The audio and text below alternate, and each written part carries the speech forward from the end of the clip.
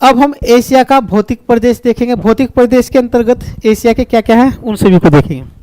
हिमालय पर्वत, ये एशिया में ही है। यह विश्व की सबसे ऊंची पर्वत श्रृंखला है, जिसमें की सबसे ऊंची पर्वत चोटी कौन सी है? माउंट एवरेस्ट, जिसकी ऊंचाई 8,848 मीटर है और यह नेपाल में स्थित है। विश्व की दूसरी सबसे ऊंची चोटी भी हिमालय में ही है, जिसका नाम गाडविन ऑस्टिन है, इसको केटू भी बोलते हैं। और केटू भारत की सबसे ऊंची पर्वत चोटी है। विश्व की तीसरी सबसे ऊंची पर्वत चोटी वह भी हिमालय में ही है, उसका नाम कंचनजंगा है। यह सिक्किम राज्य में अवस्थित है। काराकोरम पर्वत भारत और चीन के मध्य अवस्थित है। और काराकोरम की जो सबसे ऊंची चोटी है माउंट गाडविन ऑस्टिन यानी कि केटू है। अरावली पर्वत, अच्छा जब हम भारत पढ़ाएंगे तो अरावली पर्वत तो पढ़ा देंगे। ये दिल्ली से गुजरात तक फैला हुआ है और इसकी सबसे ऊंची चोटी कौन सी? गुरु शिखर।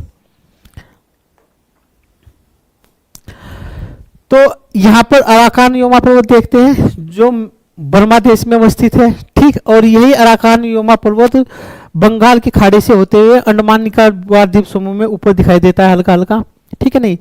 और इसकी जो सबसे ऊंची चोटी है अराकान योमा की, उसका नाम विक्टोरिया है। अराकान योमा पर्वत विश्व के जो 36 हॉट स्पॉट है उनमें से एक है। एल्बुर्ज पर्वत, हमने बताया ना ये फारस का क्या है? ये वाला ये क्या है? हमारा ईरान। ये इसके उत्तर में एल्बुर्ज है, नीचे दक्षिण में जैग्रोस है। और ये दोनों यहाँ से पामीर की घाट में मिल जाते हैं। फिर यहाँ से टारस और पोंटिक पर्वत श्रृंखला जाती है जो कहाँ से है? तुर्की में अनातोलिया का पठार इन दोनों के अवस्थित है। तो ईरान में ये एल्बुर्ज है, ये जैग्रोस है। एल्बुर्ज पर्वत की सबसे ऊंची चोटी का जो नाम है माउंट देवबंद है, जो ज्वालामुखी पर्वत है ईरान में। ईरान के दक्षिण में माउंट जैग्रोस है, इसकी सबसे ऊंची चोटी का है ना देना है। फूजियामा पर्वत जापान में है और ये सक्रिय ज्वालामुखी है। पोंटिंग और टारस पर्वत दोनों ही तुर्की में है। ऊपर का जो पर्वत है वो पोंटिंग है, नीचे का क्या है? टारस है, ठीक है। इन दोनों के नीचे क्या है? ये अनातोलिया का पठार है। और ये दोनों पर्वत कहाँ पर मिलते हैं? पामीर की घाट में मिलते हैं। पामीर की घाट में ही अरारत माउंटेन है और जो मर्त ज्वालामुखी है तुर्की देश में अवस्थित है, ठीक है। तिब्बत का पठार चीन में अवस्थित है, यह सबसे ऊंचा पठार है यहीं से। और ये हिमालय और कुनलुन पर्वत श्रेणी के बीच में अवस्थित है। देखो जैसे ये है ना, एक मैप बना ही देते हैं। आप ऐसे मानो ये दो घाट है बीच में, एक ये है यहां पर, एक ये है यहां पर, ठीक है। ये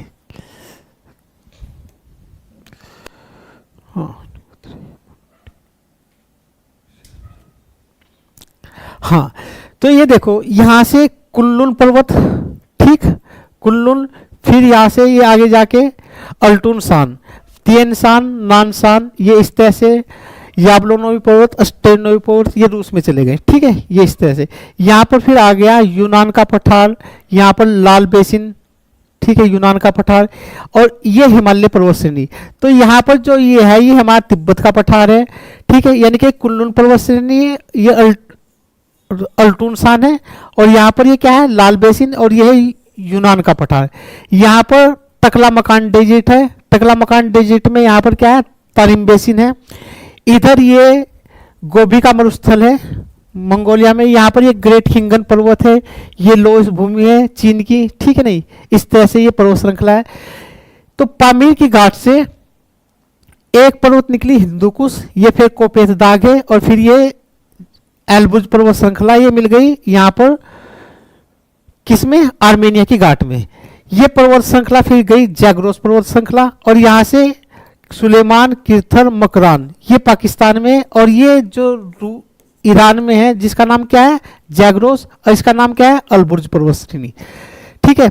यहाँ से दो पर्वत श्रृंखला निकली ऐसे, ये तुर्की में। ऊपर की क्या है? टारस, नीचे की पोंटिंग। और दोनों के मध्य अवस्थित है अनातोलिया का पठार। तो देखो दो घाट है, एक घाट ये है जिसको हम पामीर की घाट बोलते हैं, एक घाट ये है जिसको आर्मेनिया की घाट बोलते हैं। अब शुरू से देखते हैं, ठीक है। यहाँ पर अरल सागर है, यहाँ पर एक नदी बहती है सिरदरिया, एक बहती अमूदरिया, ये भी यहीं पर पामीर की घाट से निकलती है। और यहाँ पर जो आर्मेनिया की घाट है यहाँ से दो नदी निकलती है, दजला और फरात, और ये फारस की खाड़ी में जाके गिरती है, ठीक है। तो देखो ये पामीर की गांठ है, यहाँ से कुछ पर्वत श्रृंखला निकली है, कुनलुन पर्वत श्रृंखला, अल्टुनशान। अल्टुनशान और कुनलुन के दक्षिण में है तिब्बत का पठार, इसके दक्षिण में हिमालय पर्वत। अल्टुनशान के इधर है हमारा चीन में लाल बेसिन, फिर यूनान का पठार। अगर हम यहाँ पर जाएंगे तो यहाँ पर ग्रेट हिंगन पर्वत, लोएस का पठार, गोबी का मरुस्थल, ये अष्टावनवी पर्वत, ठीक है। और ये यहाँ पर अल्टाई पर्वत, ये बहुत सारे पर्वत है। ये टकला मकान डेजर्ट है, ये तुरफान बेसिन है। ये फिर किर्थर, सुलेमान, मकरान, ये हिंदुकुश, कोपेतदाग, अलबुर्ज, जैग्रोस, ये टारस पोंटिंग, ये अन्नाटोलिया का पठार। और यहाँ पर ये जो इस तरह से हैं,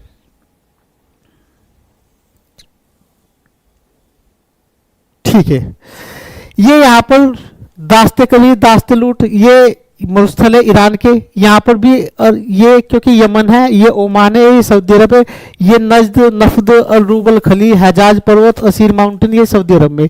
ये इस तरह से सारे वे है पर्वत। अब इन्हीं के बारे में हम देखेंगे, ठीक है नहीं। तो हमने कहां पर देख लिया था, पामीर की गांठ देख रहे हैं।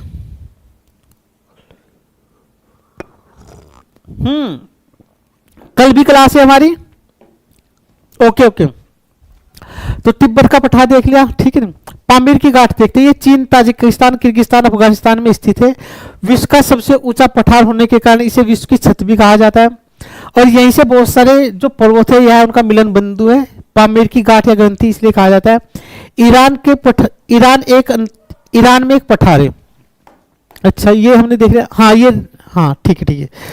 पर्वत देख लिया हमने, एशिया के। अब पठार देखते हैं एशिया के।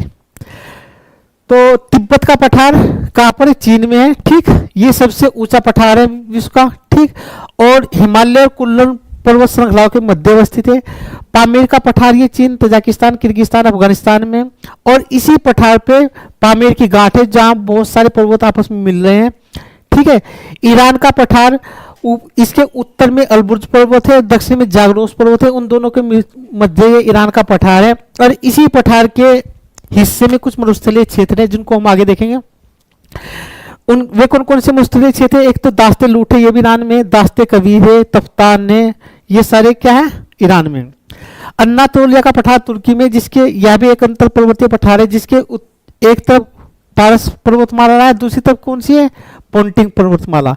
और इसको तुर्की को एशिया माइनर भी बोलते हैं। शान का पठार म्यांमार में अवस्थित है, और ये इरावदी साल्विन नदियों के मध्य में स्थित है। पोटवार का पठार पाकिस्तान में, ठीक है। कोरात का पठार कहां पर है, थाईलैंड में अवस्थित है।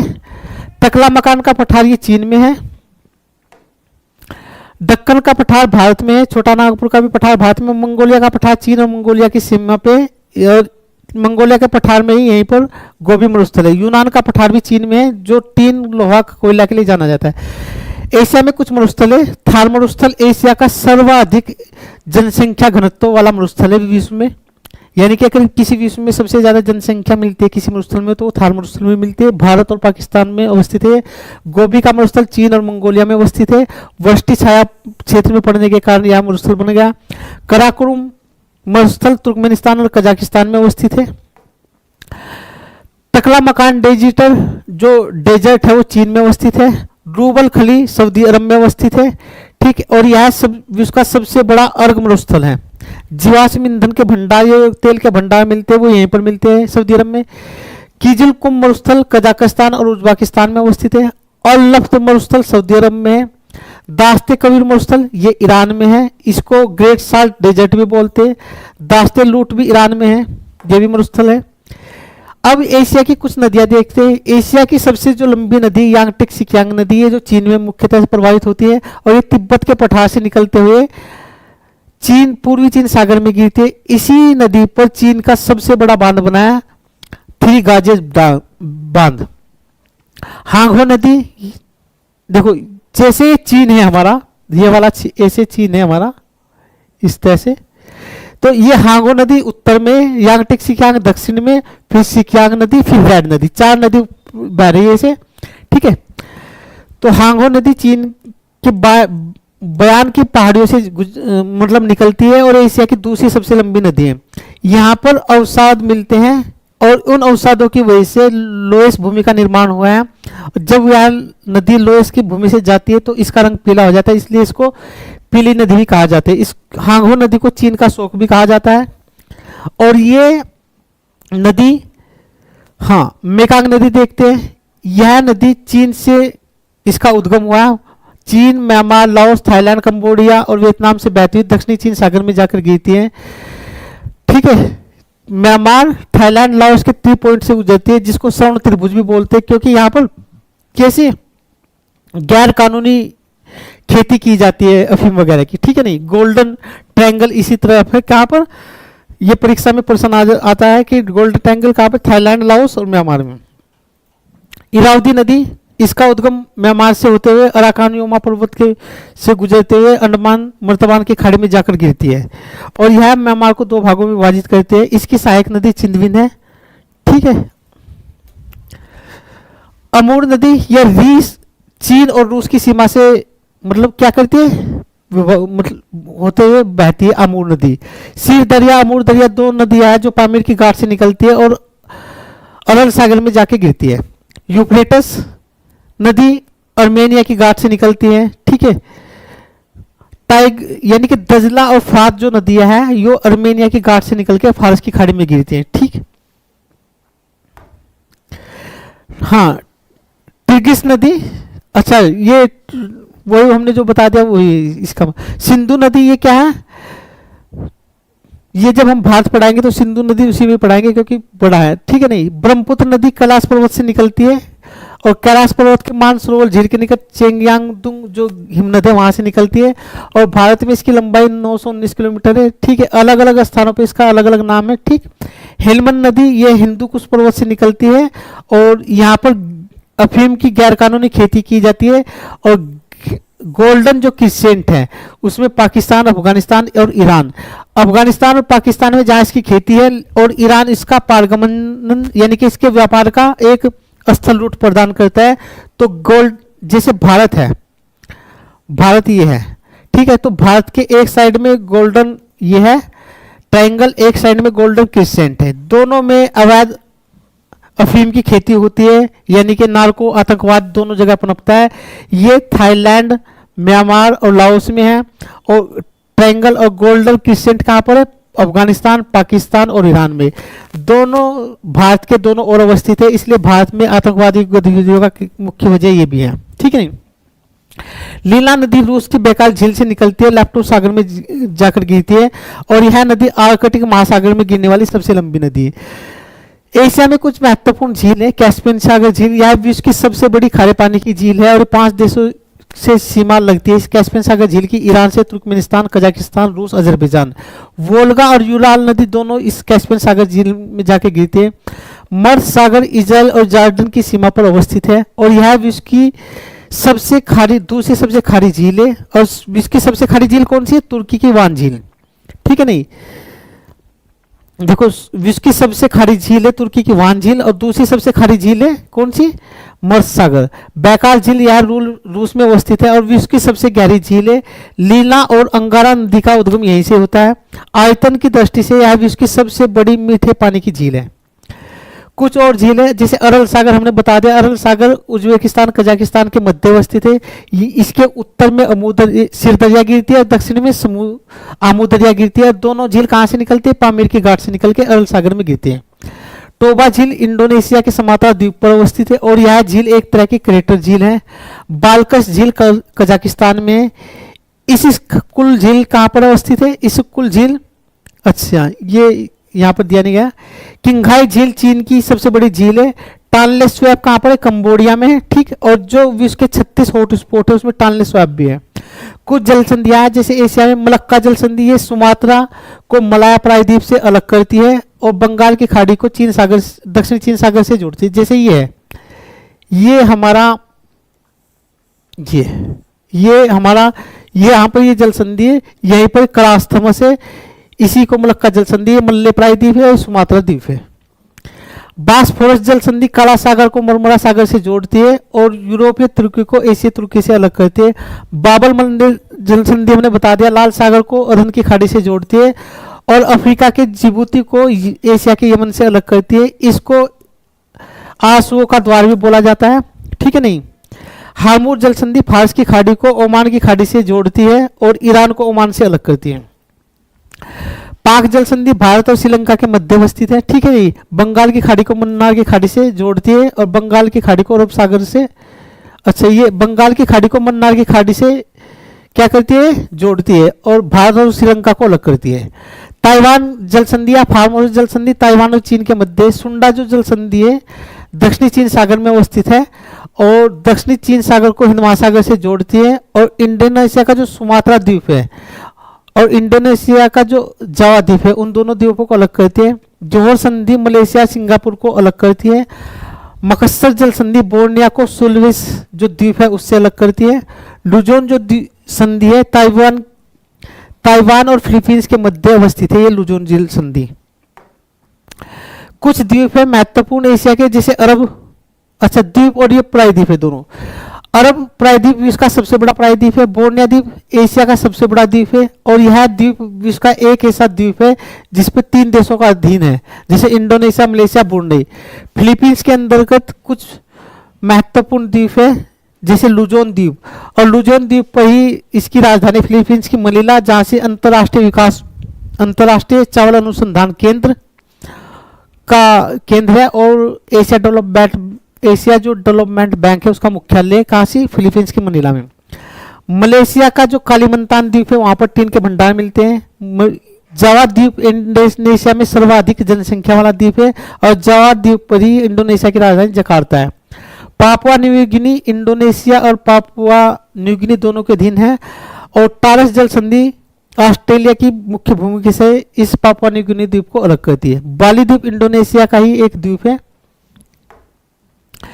कुछ द्वीप और है, रूस का सखालिन द्वीप है, ठीक है। होक्काइडो द्वीप जापान का दूसरा सबसे बड़ा द्वीप है। यहीं पर होक्काइडो द्वीप पे आइनू जनजाति पाई जाती है।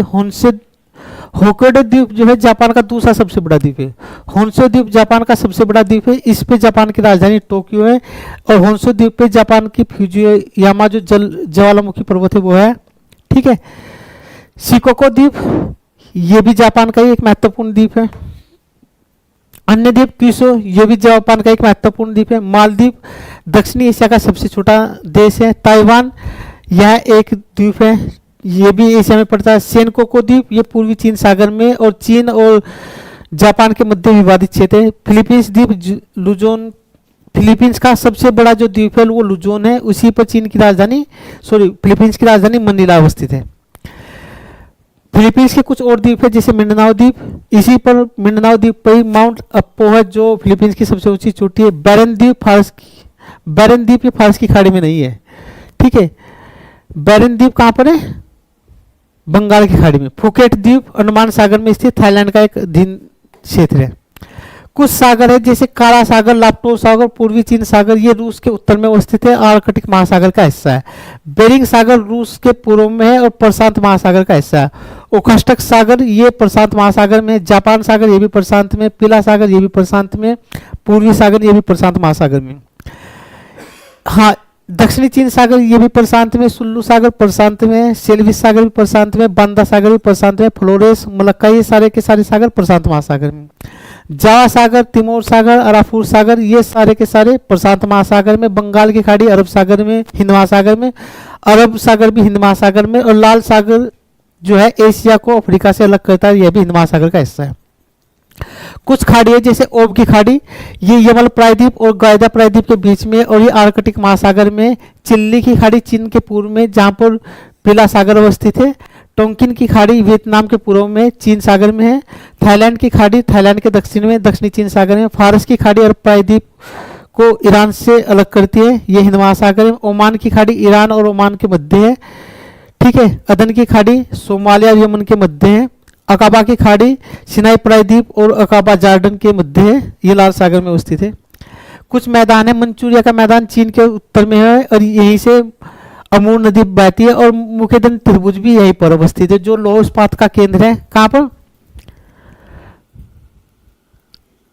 हाँ ज्योति बंगाल की खाड़ी, सही सही। कैसे ज्योति, ठीक है।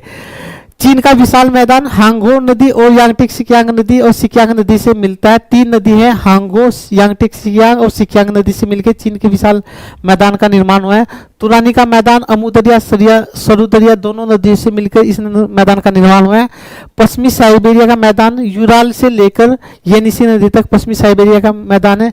सद्दाम बेसिन अल्टून शान और कुनलुन शान जो पर्वत श्रृंखला है उनके बीच है, और यह जो सैदाम बेसिन तेल भंडार के लिए जाना जाता है। सिचुआन बेसिन भी चीन में है और ये यूनान के पठार के उत्तर में है, और सिचुआन बेसिन की महत्वपूर्ण नदी यांगटिक सिकियांग और सिकियांग नदी है, और सिचुआन बेसिन को लाल बेसिन या चीन का चावल का कटोरा भी कहा जाता है। कुछ मरुस्थल है किसमें, एशिया में कुछ मरुस्थल है, उनको भी देख लेते हैं। जैसे रूबल खली सऊदी अरब में, सऊदी अरब के दक्षिण में, अल नाफद मरुभूमि सऊदी अरब के उत्तर पूर्व में, दास्ते कबीर ईरान में है, दास्ते लूट ईरान में है, दास्ते कबीर दास्ते लूट ईरान में है।